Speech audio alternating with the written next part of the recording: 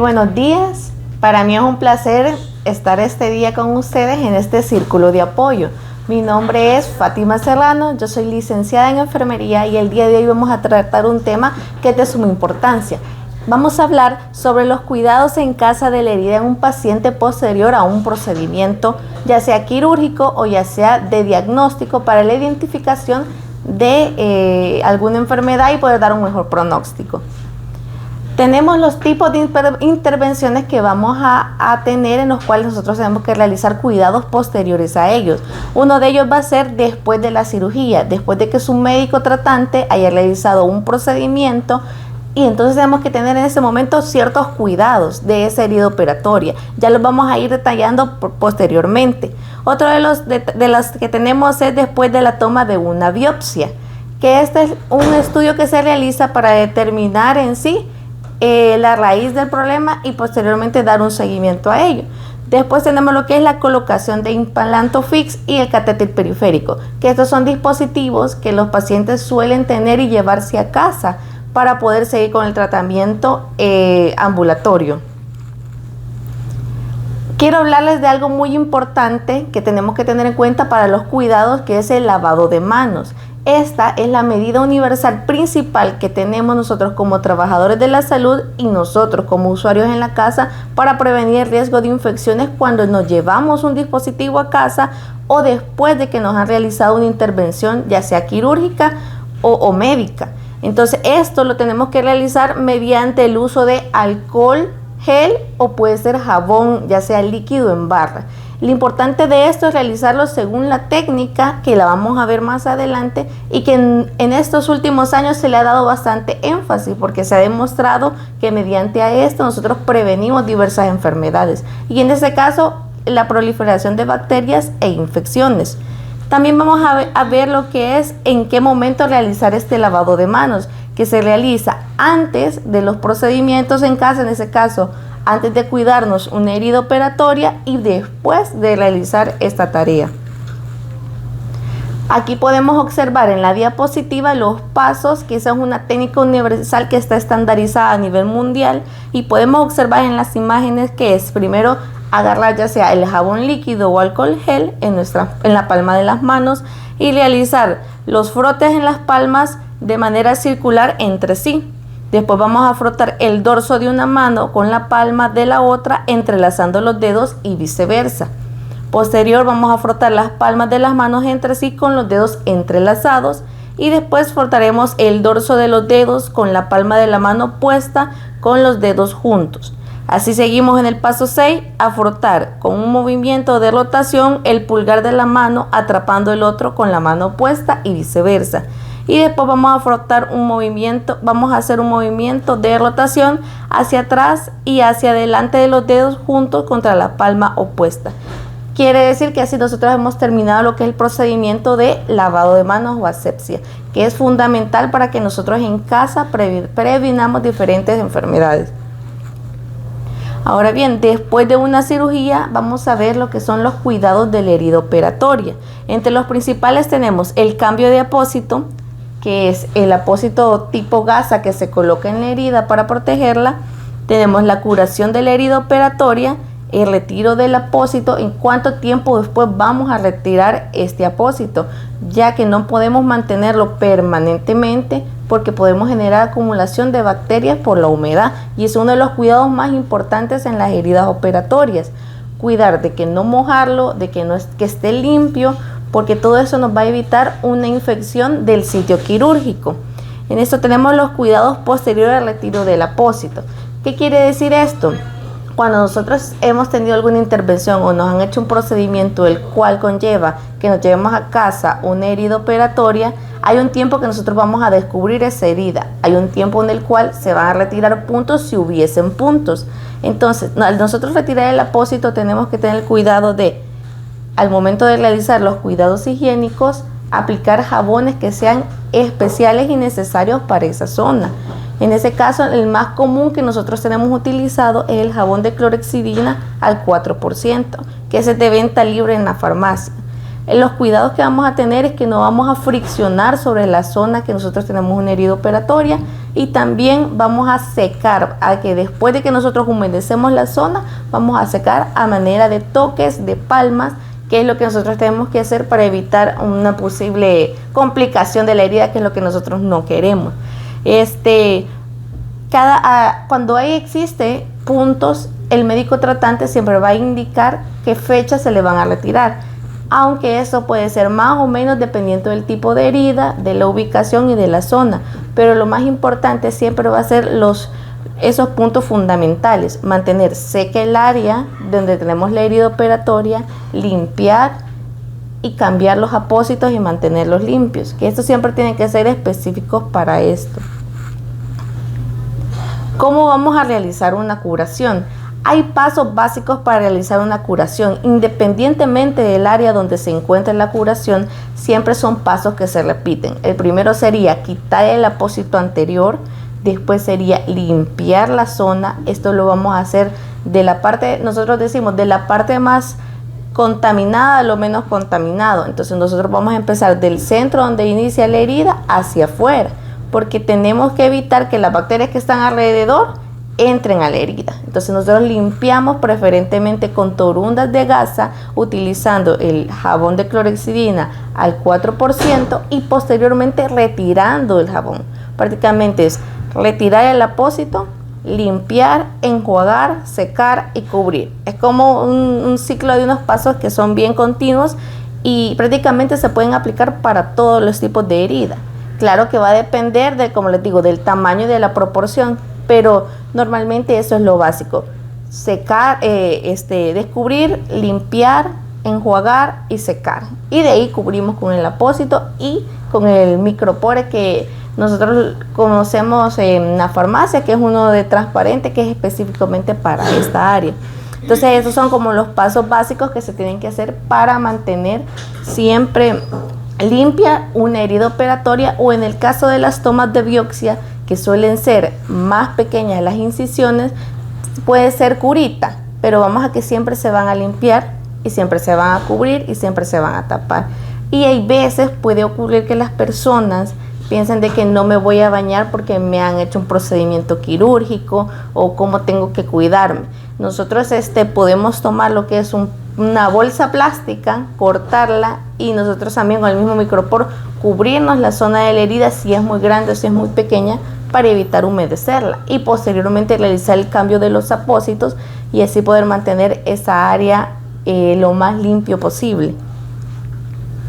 Tenemos que después de una toma de biopsia, los pasos se van a repetir igual que cuando nosotros tenemos un procedimiento quirúrgico y hay una herida operatoria. Siempre vamos a tener se repiten los cuidados que después de una cirugía. Dependerá de la zona donde se extrajo la muestra y el tamaño de la misma. En muchas ocasiones las personas pasan a cirugía, pasan a sala de operaciones y ahí mismo toman una biopsia. Pero no siempre es el caso. A veces se hace una biopsia previo a una cirugía para determinar el diagnóstico. En este caso, las biopsias tienden a ser incisiones más pequeñas, de 1 centímetro, de 2. Algunas no dejan puntos y otras sí dejan puntos. Es lo que le mencionaba, que puede ser con curitas o puede ser con apósitos un poco más grandes. Los cuidados higiénicos que vamos a tener posterior a una toma de biopsia, una cirugía, en el caso de que sea algún procedimiento en lo que es la cabeza, siempre vamos a lavar el cabello. El cuidado que tenemos que tener es no usar champús fuertes que tengan mucha fragancia o que, como decirle, sean muy abrasivos. Porque si bien hemos recibido un procedimiento quirúrgico el cual hay una ruptura de la piel y una pérdida de la integración de la misma, tenemos que cuidar siempre lo que es la higiene del cuero cabelludo, porque al estar en contorno de la herida tenemos que mantenerlo siempre limpio. Entonces es recomendable utilizar jabones o champús que sean de un pH normal, que no sean muy fuertes, muy abrasivos, cuando es el área de la cabeza. Cuando tenemos lo que es cerca de lo que es la boca, siempre tenemos que realizarnos el aseo de la cavidad oral, que sería normalmente con cepillo y pasta de diente. Le podemos anexar también lo que son los colutorios, ya sea con algún enjuague bucal o si se tiene la posibilidad de la clorhexidina al 2%, que es uno de los más utilizados para desinfectar bien lo que es esta zona. Recordemos que donde hay una incisión una interrupción de la piel, es más probable la proliferación de bacterias. Entonces tenemos que cuidar de una manera más íntegra todo lo que son los cuidados higiénicos de esa parte. Y el aseo diario, ya sea que la incisión, la cirugía o la toma de la biopsia haya sido en otra parte del cuerpo, tenemos que procurar también limpiar lo que es la piel, toda la extensión de nuestro cuerpo. En este caso podemos utilizar, igual como les mencionaba, jabones de pH neutro, jabones que no tengan olores fuertes, jabones que no sean abrasivos, para evitar irritar esa zona. En la zona específica de donde está la herida, sí podemos utilizar jabón de clorhexidina al 4%, pero las demás partes del cuerpo se pueden utilizar con un jabón neutro, o si no se tiene acceso al jabón de clorhexidina, que es el que tenemos uso nosotros en las clínicas o en los hospitales. Tenemos también lo que es el Implantofix. No sé si algunos de ustedes conocen qué es el Implantofix, pero este es un dispositivo que se coloca en los pacientes que reciben quimioterapia. Entonces este dispositivo va en lo que es mucho se deja aquí por la clavícula, porque la idea es tener un acceso venoso, ¿cómo decirles? Un poco más, de una vena un poco más gruesa que las venas de las manos. Estos medicamentos de quimioterapia son muy fuertes, entonces al pasarlos por las venas periféricas, que son las venas de nuestras extremidades superiores, tienden a dañarlas. Entonces se necesita pasar más volumen de líquido, entonces necesitamos una vena de grueso calibre. Entonces se hace este acceso venoso, el cual el paciente se puede llevar a su casa. Este tiende a ser menos invasivo que un catéter de vena central, que son los de uso hospitalario y que quedan de forma exterior. Este se pasa a sala de operaciones, se hace el implante y queda un acceso subcutáneo, en el cual ahí el trabajador de salud va a poder acceder a tomar muestras de sangre y a colocar los medicamentos de quimioterapia. Pero hay que tener unos cuidados específicos tanto en la colocación de este Implantofix como cada vez que se acceda a él, ya que queda debajo de la superficie de la piel. Cada vez que el trabajador de la salud, o médico o enfermería, accedan a él, va a haber una ruptura de la piel. Entonces, cuando esto pase, hay que tener el cuidado de limpiar la zona, preferiblemente con jabón de clorhexidina al 4%, porque aquí tenemos un acceso venoso que es más grande, pero también está más cerca del corazón. Quiere decir que hay un mayor riesgo de una infección generalizada en el sistema. Entre más invasivo sea el dispositivo, más riesgo de infección. Es ahí donde ustedes como pacientes tienen que estar pendientes de estos signos de infección. Nosotros conocemos como signos de infección aquellos los cuales donde nosotros vamos a ver que hay enrojecimiento de la piel, hay dolor excesivo, hay edema y hay salida de secreciones, e incluso puede haber olor fétido. Posteriormente vamos a ver también el catéter periférico, porque desde algunos pacientes se logran también llevar a la casa cuando son medicamentos un poco menos específicos que la quimioterapia. Entonces, esto cuando después de que ya sea que se lo coloquen este implante o accedan a él, se pueden retirar los apósitos 24 horas posterior al procedimiento. Lo importante es lo que mencionábamos, no mojar los apósitos. El paciente puede ducharse con su implante posterior al procedimiento mediante no mojar los apósitos, y como mencionábamos, se pueden cubrir con plásticos y a la persona se puede hacer una ducha un poco más suave. No es que se va a sumergirse en una tina, sino que se puede hacer un baño con esponja mientras está reciente el procedimiento. Posterior a ello se puede bañar con normalidad.